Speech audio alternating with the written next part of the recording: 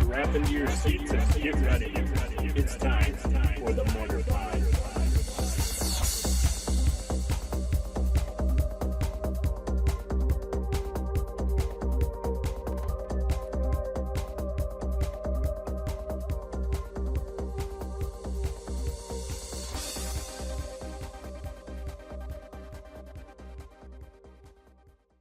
Hey everybody, Alex Stevenson, Jake Face here for SeemsGoodMagic.com. Mortarpod is the official podcast for SeemsGoodMagic.com. If you haven't been there, it's where I post all the Magic Gathering content, draft videos. I just put up a Legacy tournament practice today too, so there's 3 different rounds of me playing a Legacy deck I built. So hopefully I'll dive into Modern as well and some more Standard so you can kind of get an idea of all the formats. Just quick few plugs in the beginning here. Follow us on Twitter at SeemsGoodMagic, and when I post new videos I tweet about it so you can get instant updates to when I put up new content. I'm still streaming at Twitch, and that's www.twitch.tv/Inez27, and the times for that, stream times, are Tuesdays and Thursdays at 7 p.m. Central Time. Also email me at mortarpod@seemsgoodmagic.com if you have any comments about the show or videos or anything like that, some ideas for decks. I'm cool with discussing that, so that's mortarpod@seemsgoodmagic.com. Okay, so this week Jake and I, F&M, pretty poor results for both of us, but it wasn't that bad, was it? we had a good run yeah. going where we were making top 8 every week. Yeah, but we didn't top 8 this time, but it wasn't like a blowout. And I had difficult matches all night, so I had some good tests for the deck. So I'm going to start. I went 2-2, and I'm just go through my list again real quick. I'm playing Boros Aggro, and the list is 4 Rakdos Cackler, 4 Fire Drinker Satyr, 4 Burning Tree Emissary, 4 Fire Fist Striker, 4 Gorehouse Chainwalker, 4 Chandra's Phoenix, 4 Shock, 4 Lightning Strike, 4 Chain to the Rocks, 2 Boros Charm, and that's 4 Temple of Triumph, 4 Sacred Foundry, 4 Mutavault, 10 Mountains. Sideboard is 1 Boros Charm, 2 Wear and Tear, 3 Skullcrack, 2 Pacifism, 3 Electrickery, 2 Mizium Mortars, 1 Active Treason, 1 Hammer of Perforos. And this is slightly different sideboard than the deck I have online, but the rest is the same. Round 1 I played against a black-white mid-range deck, which is essentially mono-black, and I lost to it 1-2. I remember game 1, I was on the play, but I mulled to 5, and it was a decent mull to 5, actually. I think I ended up getting him to like 9 that game or something like that, but I just ran out of gas, and he beat me, and then I got him game 2, and then he got me game 3, so it was, game 2 he got mana screwed, actually, so it's just kind of an uneventful match in general. Couple mana screws cost us each a game, and then he just took game 3, just with, I think I remember now, I was off double red, so I had 2 Burning Tree Emissary in hand, and I had a Mountain and a Mutavault, and I wasn't able to power out my Burning Trees. I kind of banked on seeing a second red source, because the deck has, I believe, 14 that come in untapped, and 18 that, 4 of which come in tapped, and I just couldn't see the second one, so that sucked. I just didn't even see a third land, I don't think, that whole game. Yeah, so that one did not pan out well. So kind of on a losing track to start it off. Round 2, I played against a red-black aggro deck, and I beat that 2-1. And this deck is like Spike Jesters, Rakdos Shred Freaks, Mogus's Marauders, Exava. I believe Cackler's in there as well. At least Doomblade, at least sideboard. I think there's also some, they have access to shocks and lightning strikes as well.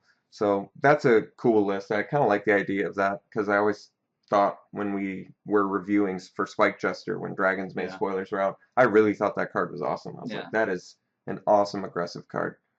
Haste 3 power for 2, and it sticks around. I mean, you really can't ask for... No, it's a really great card. Like, better than Hellspark Elemental even, because comparable, I'd say.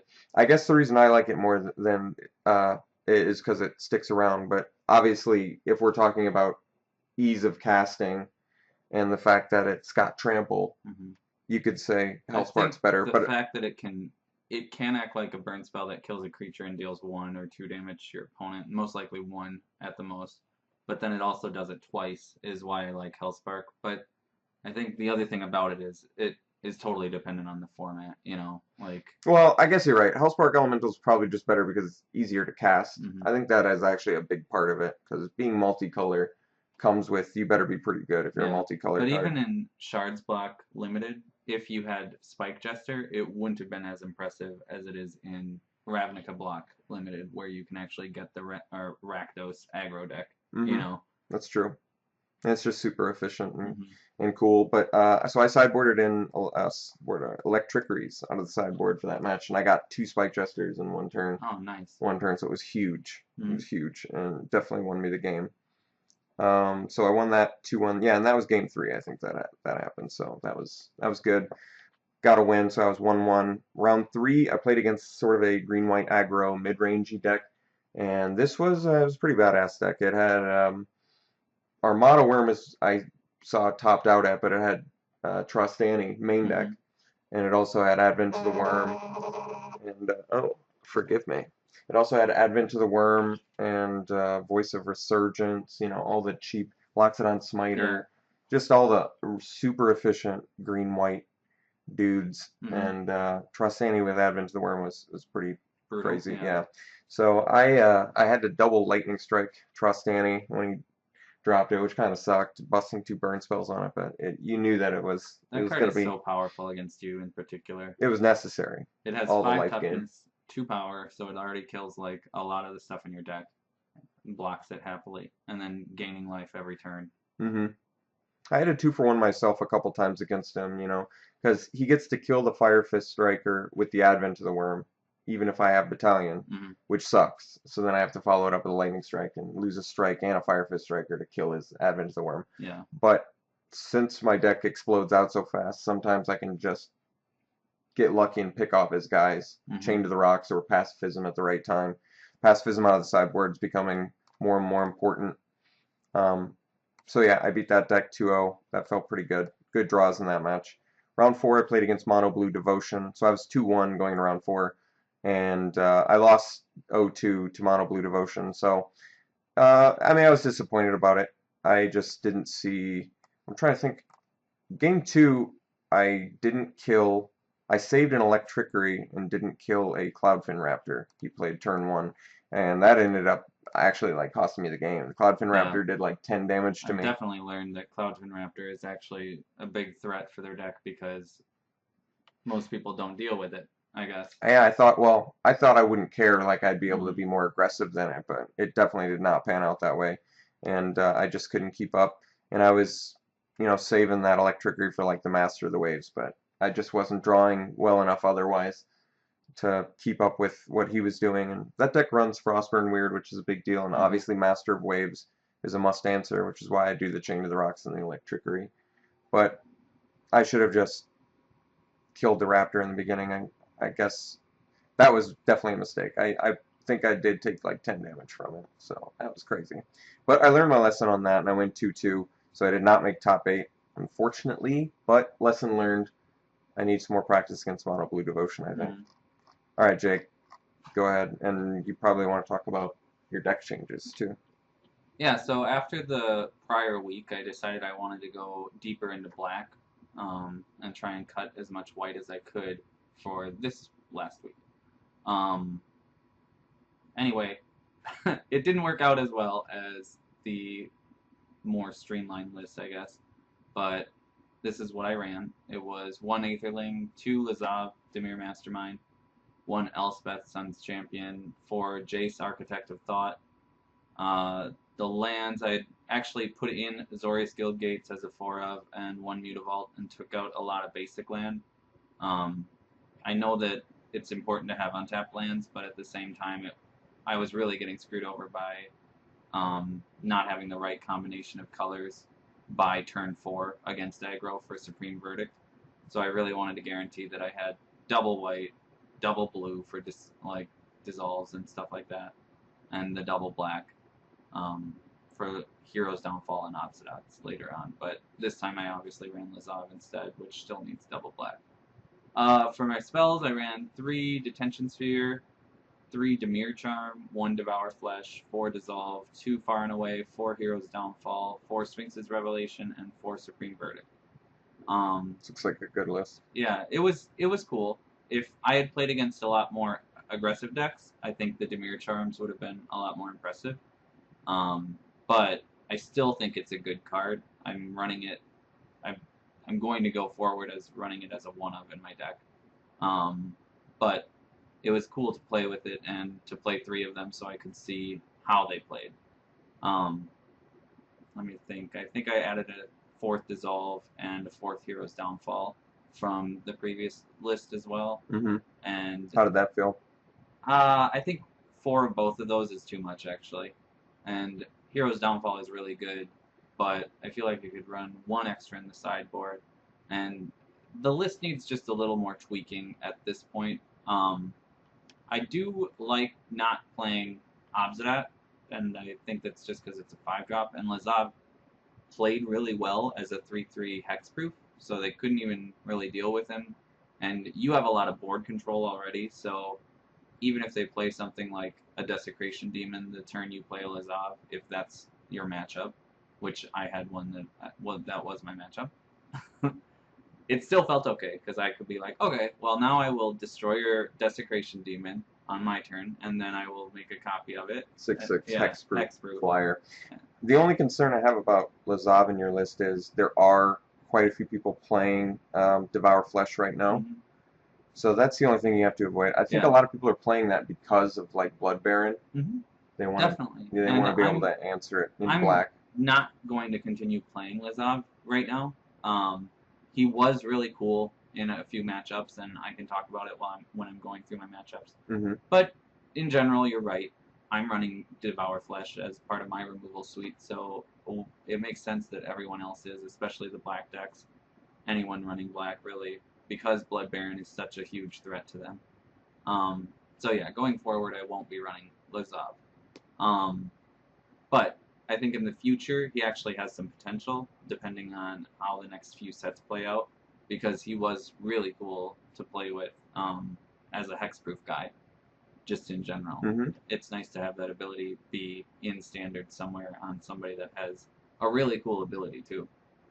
Other than that, I think, I've played pretty much the same stock list. I'll just go over my matches. Oh, maybe I changed my sideboard a little bit. Yeah, I played Swan Song this week as a 2-of, and added Ashiok into my sideboard and Erebos. Did you sideboard and Curse of Swine. Did you sideboard into any of your planeswalkers throughout the day? Sideboarded into Ashiok the most, so I'm actually switching Ashiok in for Lazav, and I'm going back to that list where they were running 1 Aetherling and no other creatures, and then 2 Ashiok, 4 Jace, 1 Elspeth. Okay. And I think that that's actually going to be what I run at this point. Okay. Because I really had a lot of good experiences with Ashiok, and nobody is playing or him right now, so I like it. Sideboarded into Erebos against Mono Black Devotion, basically. And Curse of Swine against Mono Black Devotion. Well, anyone who's got Blood Barons, Curse of Swine is good against them. Because having a pig doesn't mean anything when you're comparing it to a 4/4 pro most of your deck. Mm-hmm. Okay, so my matchups. First round, I played against White, Black, Red Control. And I lost 1-2. Can't remember if there were any really great things. I think I won the first game, so I was feeling pretty good about it. But then his sideboard is really tailor-made to defeat Control, with the triple slaughter games that he played all 3 against me in one matchup. And it was just like, well, I don't even know what to do after that. After the third one, it's like, do I even have a win condition left? I think he took my Jaces, my Sphinx's Revelations, and my Elspeth. So then you just had Lazav and Aetherling? Yeah. That's not bad. Yeah, but it's only 3 win conditions still, and his control, he actually had the ability to make me sacrifice creatures too, so it really was Aetherling. I needed Aetherling. Anyway, I think I definitely lost that one. And yeah, I don't know what it is about that matchup that's so bad for me. It might just be that their disruption is hands down the best because they have Slaughter Games and Thoughtseize, which is different from Mono Black that only runs like Thoughtseize and maybe Sin Collector if it's, which this deck was the one I played was Mono Black with the white splash. Anyway, we'll see what I can do against it next time, I guess. Green-white aggro was my second round match, aggro mid-range, I guess. I went 2-0 against that one, and that was pretty much on the back of, I think I got a Lazav against him and killed something relevant and big, maybe a Smiter, and that was just, I think the Lazav came down and stopped his voice from attacking, and then I was able to just control the board from that point on. Did you turn him into Voice of Resurgence? I don't know if I actually killed a voice, and then I wouldn't have turned it into one, I don't think, because the benefit's not that good for me. Because you don't have that many creatures. Yeah, I really just want a big creature, so I'm after your Smiter, or like, even your Fleece main line, I think I would take that. But and it doesn't work with tokens, right? It specifically says becomes a copy of that card. I think it's whenever a creature card is put into an opponent's graveyard, so when you mill them, you can get the benefit from it. I see. Okay.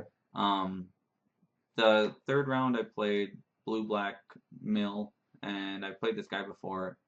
He has played this deck for a while at our F&M, and Lazav was just amazing against it. I think one turn I played my Lazav, then he followed my Lazav up with a Consuming Aberration, and then I played Dimir Charm on him and put Consuming Aberration that was on top of his library into his graveyard, and then cast Devour Flesh, so I got to mill the other card that I left on top as well. It was a really sweet play with Consuming Aberration and Dimir Charm all working together with Lazav, I guess. But it was really the Lazav that made it an awesome play. It was cool. Getting his Consuming Aberration and then doing the Consuming Aberration, play a spell, what is it, Mind Grind you? Mm-hmm. That's really sweet. Yeah, definitely. That's a fun ability from Gatecrash. And I think I just got my Consuming Aberration up to 16 and killed him in one turn. Sick. Yeah. And that's probably, I would think, a tough match for you, because I would think Mill has... Well, he tries to sit back and play control against me, so I just have to play better control, which is like drawing out his counterspells onto... Like, I forced him to play a counterspell, well, not forced, but I played a Sphinx's Revelation for enough to make it worthwhile to counter it, you know? But actually, I feel like against him, the Sphinx's Revelation works better for him to let it resolve, because he's not trying to deal with my life, and the more cards that I don't have in my deck, the better. Yeah, I could see that. So he countered it, and then I was able to do the Lazav, and actually I think it was Lazav and Dimir Charm in the same turn, and I got lucky enough to get the Consuming Aberration off the top. But then, from that point on, the Mind Grind ability on Devour Flesh and stuff was, like, I was just playing sack a creature effects to make him mill, you know, just to get that 16 damage in. Yeah. It was cool. So he couldn't Mind Grind you out? Mm-hmm. I would think he'd have a real hard time resolving that against you. Yeah. With the Dimir Charms and the Dissolves. But you said you're going down to one Dimir Charm, probably? Yeah, I think so. Maybe one main, one sideboard. Because Dimir Charm is really cool against Rakdos' Return and Thoughtseize. You know, it's really good against Thoughtseize. Obviously, it's not the best card in the world, because you still have to have 2 mana before you can stop their Thoughtseize. I like that it kills things too, though. Yeah, it's cool against aggro for sure. It's really good against aggro, but I think it actually shines against a black, white, red control deck sometimes when they are trying to Thoughtseize you and Rakdos' Return You. But That's cool. I still only think 1 is necessary. Anyway. And then last round I played Mono Black Devotion with the white splash. And I think we went to turns or something. This was against the 2012 state champion. Yeah. 2012 Minnesota state champion is who Jake was playing in this round. Yeah, and the last game, it was like it could have been either of our games. And I'm trying to think of how it was, the board state, but I can't really remember. He just needed to draw a Gray Merchant, basically, and it was all over it. I was keeping him off of his Devotion, though, really well. He was just gonna whip it back. Yeah. You were gonna counter it, and then he'd whip it back. Is that probably what it was gonna be? Yeah, it probably was something like that. But I feel like I was also in a position to win the game if I had the right card too. But I think he just started gaining too much life. I had him really low, and it could have been anything that I got, and it would have been great. But then he started to draw Gray Merchants or play Gray Merchants, and I got screwed over. But that'd be a great card to name against that deck with Slaughter Games. So I went 2-2, and I had fun actually testing out the heavier black build in Esper, but I think overall it's like you kind of want to be a blue base and then splash into everything else, and Supreme Verdict and Hero's Downfall are the 2 cards that you can have in your deck that have to have 2. And I think that I could get away with playing 3 Hero's Downfall. Play the full complement of Supreme Verdict. Your removal looks crazy good. Yeah. You have so much. Yeah, I'm always happy with my removal. And I'm going back to playing Azorius Charm. It's probably a 2 or 3 of. Like I said, I'm taking Lazav out, and I'm going to try Ashiok main deck next time. I don't know what else. I think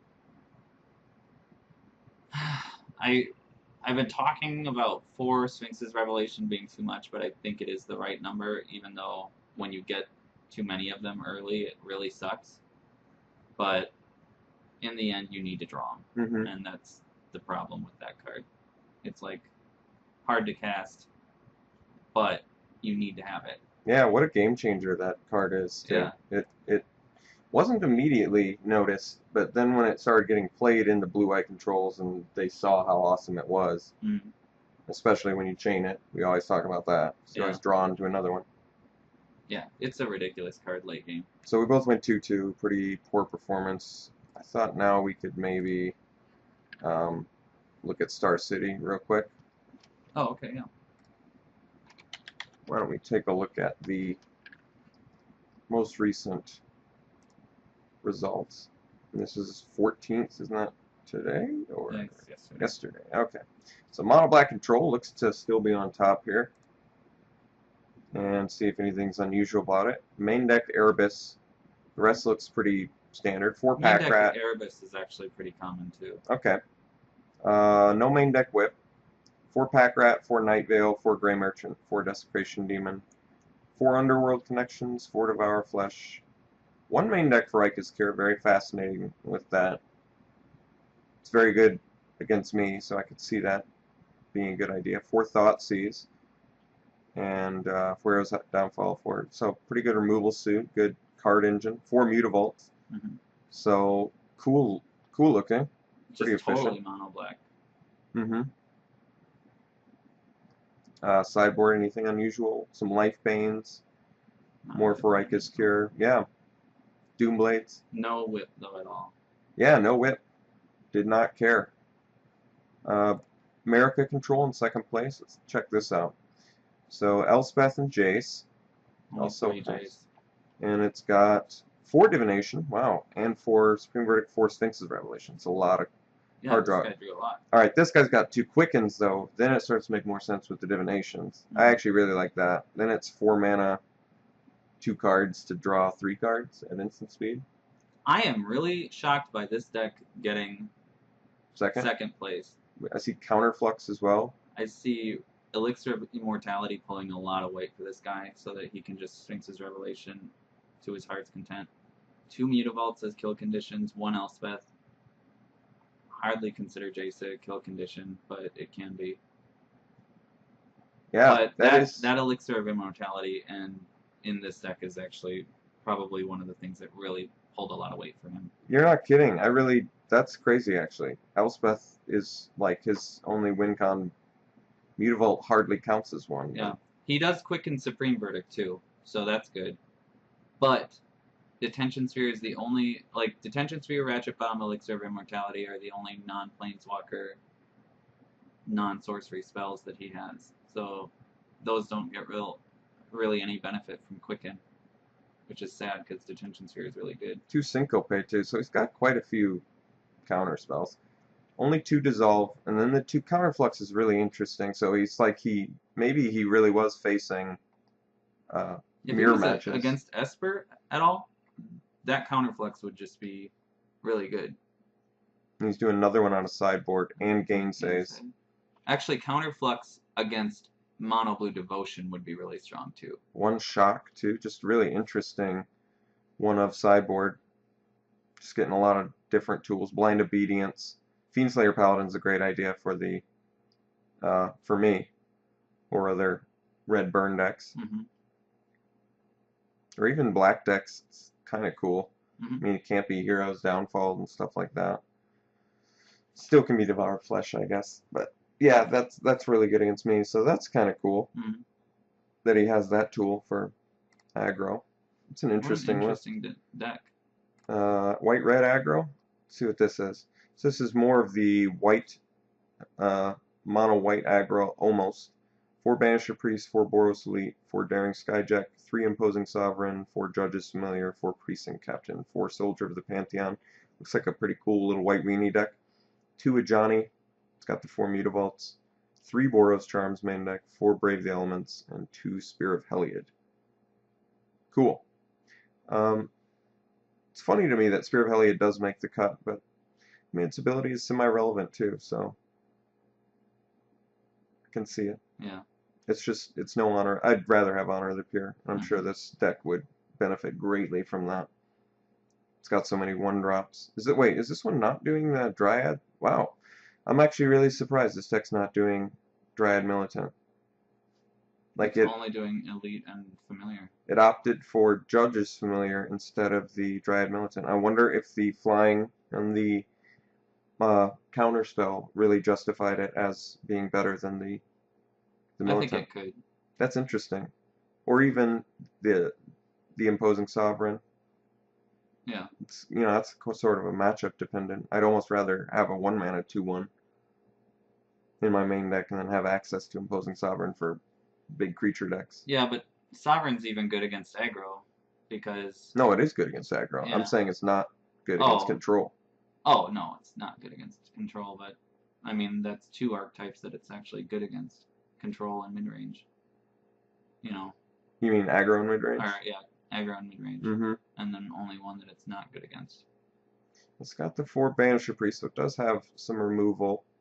Yeah, no Dryad. I don't know. I am surprised by the no Dryad Militant. But this definitely looks like a good list. Actually, Dryad Militant would have been really good against the red-white-blue deck with his Elixir of Immortality. Oh, it's true. Get rid of all... That actually would be relevant right now. More Mono Black Devotion. Little blue-eye control. Why don't we check this out? It looks like Elixir of Immortality is pretty popular right now, huh? I'm going to try one, too, because I find myself drawing so many cards that I'm scared of decking myself. Yeah, I understand that. Nothing too unusual with this deck. Main deck Last Breath's actually a little bit weird, I think. Alright, well, I guess, why don't we just look a little bit deeper, see if they have anything squirrely. Red-white devotion? Let's check this out. Okay, so this is the like big red mid-range deck, and this is incredibly good against me. Actually, this one's weird because it's doing Perforos. I don't think the other ones are.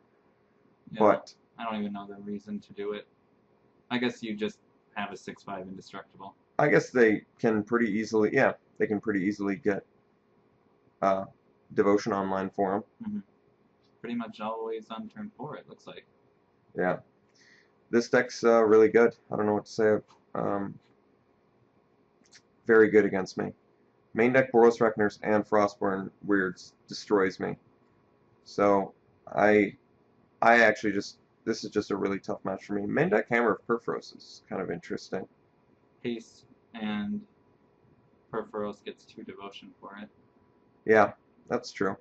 I wasn't expecting that though. I'm not sure the ones I've played against necessarily main deck them. Maybe they do and I just didn't see them. Definitely the Chandra also getting you 2 devotion. It's good. She's actually really good with Hammer in my opinion. It's good to see her played. She pings important stuff off too and gets bigger doing it. And stopping blockers can be a big deal too. Even like a Reckoner, I was gonna say. It gets to deal 1 damage somewhere, but maybe just attacking past it is better anyway. Yeah, for sure. So I just really like her. It's not like this deck has any 1 toughness guys anyway, either. So if the Reckoner gets to deal 1 damage to something other than Chandra, it doesn't even get a chance to kill anything. Yeah. Ash Zealot's good against me, and I have to kill that if he wants to block with it. Reckoner's good against me. Frostburn Weird. Stormbreath Dragon I can't even chain to the rocks. Just a lot of things that add up and just by chance make it really good against the mono red style aggro I'm doing. So challenging there. Good deck. I think it actually had a symbol out of sideboard too, yeah. So it's even got a good control. That's good for Perforos. Yeah, Perforos, excuse me. Yeah, you're right. That's a pretty quick game with Perforos. Although, I mean, it pretty much does it on its own anyway. What were you going to say? Esper control? Yeah, I just want to look at that list. Okay. Wow. 4 main deck Blood Baron of Viscopa. 4 Devour Flesh. 2 Heroes Downfall. Wow. This looks like a cool list.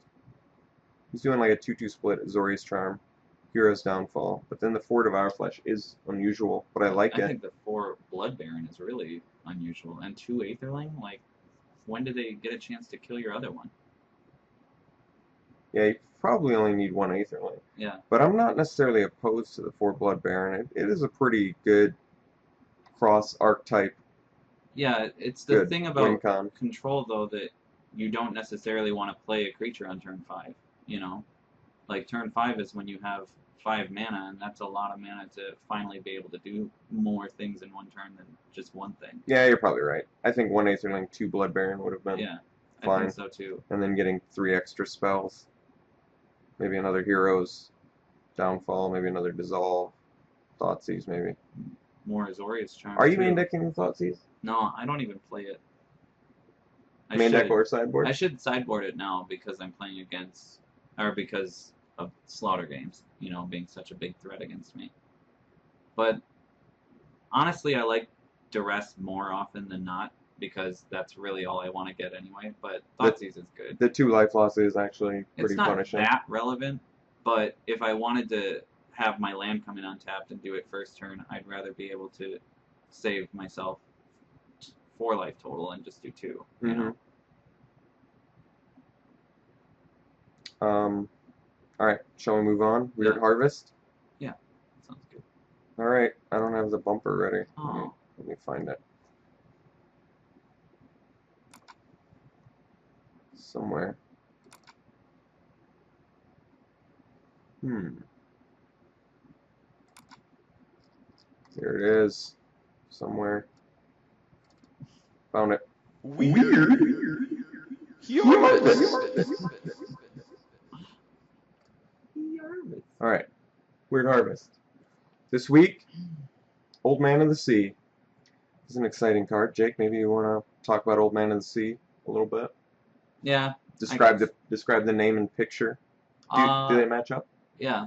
It's an Old Man of the Sea, and the picture is an old man wrapped around some guy standing by the sea. How is he wrapped around him exactly? It's his legs, and his arm is grabbing, like, it's either his arm is grabbing his arm, Do you see what I'm saying on the right side there? Yeah, it's tough to actually Yeah, but see his exactly what's legs are happening. definitely wrapped around the guy's neck. It looks like he might have his hand on his face or something like that too. And then he's got a stick. So basically, the old man is riding this guy like he's a horse, kind of, or like piggyback or something, but he's actually on his shoulders. Pretty weird, huh? Yeah, it's very weird. And then, if you can believe it, the card lets you gain control of someone. But they have to be less power than the Old Man of the Sea, and Old Man is 2/3. So you're not stealing much. And the fact that you could steal something that the Old Man could ride is pretty ridiculous since its power isn't even more than the Old Man's, but what do I know? And then you can choose not to untap it, so that when you tap to gain control of a target creature with power less than or equal to Old Man of the Sea's power for as long as Old Man of the Sea remains tapped, and that creature's power remains less than or equal to Old Man of the Sea's power. So, if your opponent giant growths the creature after the fact, you lose control of it. If a +1/+1 counter gets placed on the creature, you're done. So, I see. Old Man of the Sea is kind of humdrum, you know? I actually like it. Do you think they could reprint it? I don't think it's overpowered. I don't know if it's not. Like, I think they could do a functional reprint of it. As like an uncommon even would be kind of cool. I'm not Mhm. sure if it would be too good at uncommon, if it really does deserve to be a rare. It is a stealing creature effect, and it's Yeah, not legendary. but you may choose not to untap it. You know, I mean, it's not like it. They've done stealing creatures at uncommon before. Sea Singer was uncommon in 5th edition, and that let you gain control of a creature whose controller or owner controlled an island, something like that, for as long as it remained tapped. So as long as you have to keep it tapped, you can only steal one creature at a time. I think they would probably do it as a 1/2 and not do the power restriction maybe, or do a different restriction. It's an interesting one for sure. All right, let's talk about, so it's Old Man and Sea, crazy picture. Now you know what it does. It steals creatures. It's not on the reserve list, so they could reprint it theoretically. Let's talk about its creature type. So Yeah, we it's looked this up actually it because okay. So originally it was Summon Merid, and I always thought that was his name. I did too. I thought it was a proper name. So I thought it was like Merid, the Old Man of the Sea. Mhm. But he's been Oracle texted into a Djinn creature, and we thought that was weird because He's clearly not a Djinn, is he what we looks thought. he looks like an old man. Yeah. He's just a little tiny, sinewy old Yeah. old man. And so we looked up Merid, wikied it, and it has to do in Arabic folklore and common mythology. A Merid is a large and powerful jinn, and Marids are mentioned in pre-Islamic Arabian mythology and inside the 1001 Nights, alongside the jinn in the story of the fisherman and the jinni, which is even more intriguing. It says the fisherman, and we've got this old man on the sea. The term Merid is still used in Arabic to refer to giants. He's not giant at all. Certainly not. Maybe it's like the thing where you call a big guy tiny. Oh, I see. Okay. Now it makes sense. Yeah, so they call him giant. So we thought it was funny then that it was summon. They thought summon Merid was a good idea because, as Jake you explained, they already had Djinns at that time, and as well as cards that interacted with yeah, Djinn. exactly. And the set that this came out of really wanted Djinns and Ifrits to matter. So it was really strange to me that they decided to go with a completely different type of Djinn name for a Djinn for one card in particular. You know, I mean, I know that it makes it much more specific, and you're right. And you had said earlier that they didn't care as much about creature type back then as they do now because creature type does matter. Like they were okay if printing Scavenging Ghoul as a ghoul, you know, Instead of instead of a zombie. zombie, even though it's clearly a zombie. And they had zombie card and like zombie lords. Mm-hmm. So it's just a sign of their time, that time when they were willing to go out of their way to make individual cards completely individual, almost. Mm-hmm.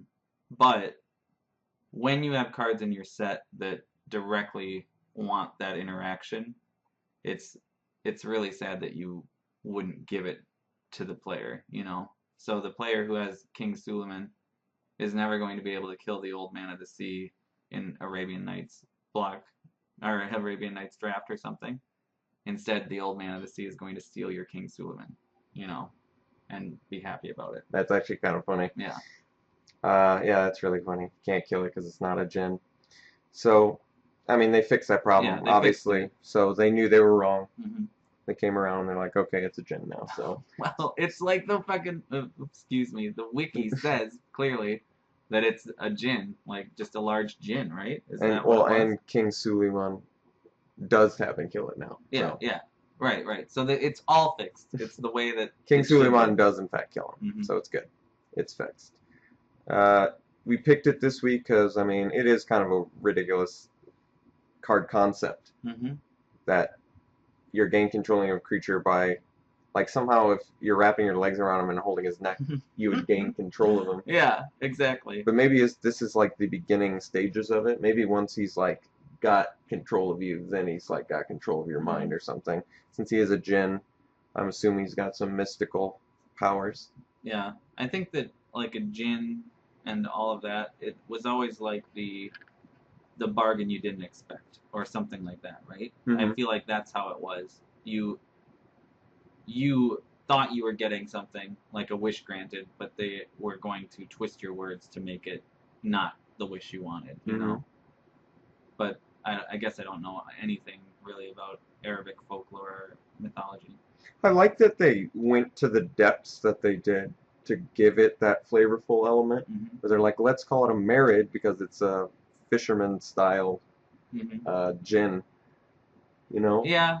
I mean, I know exactly what you're saying, and it is cool that they wanted to be so specific to the story. It's like they put that extra effort in there. Yeah, but that's like the other thing about basing it like very strictly on real world story is like Earth. You're going mythology. to do that instead of go with the clear and the right alternative, which is to just call it a djinn outright, you know?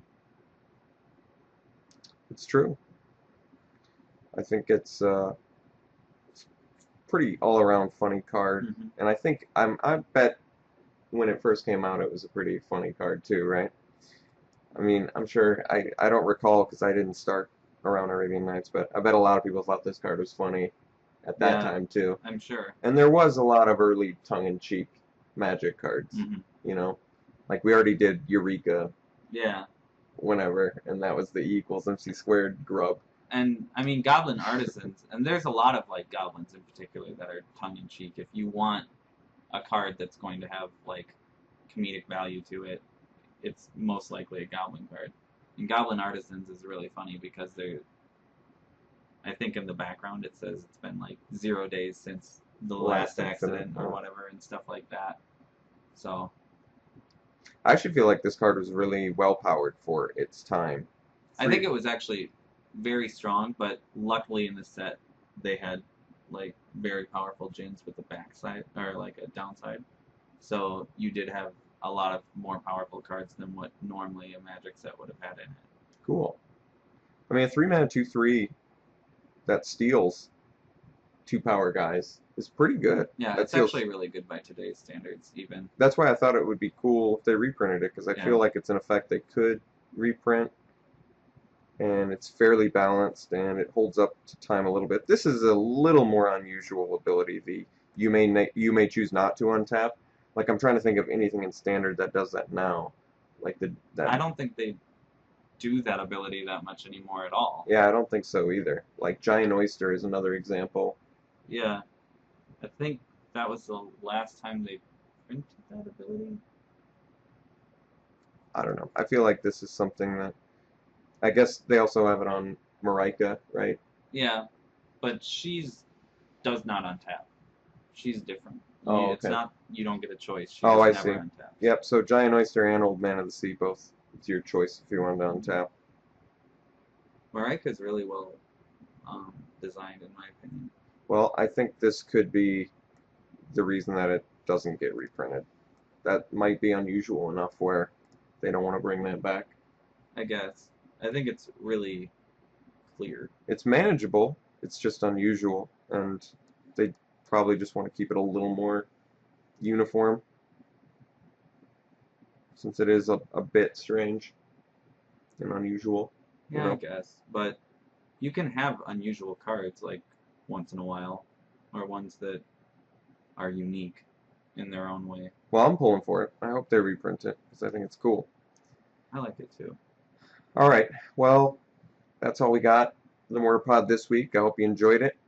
I'm going to be trying to record more Legacy, more Modern, more Standard, more Theros throughout the week.